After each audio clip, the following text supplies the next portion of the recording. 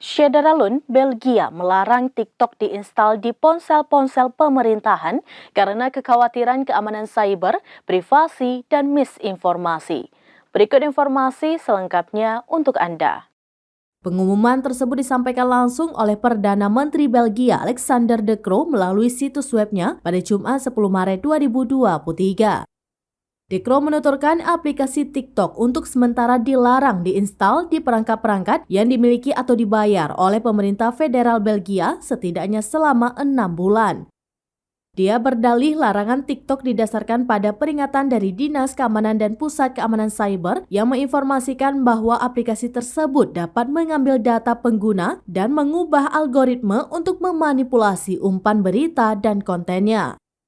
De Croo juga memperingatkan bahwa TikTok dapat dipaksa untuk melakukan kegiatan mata-mata untuk Beijing.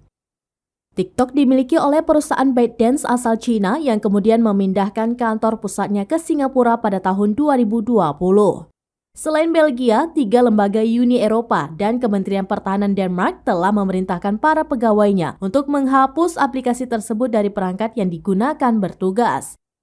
Larangan serupa sebelumnya juga sudah diberlakukan di Kanada dan Amerika Serikat.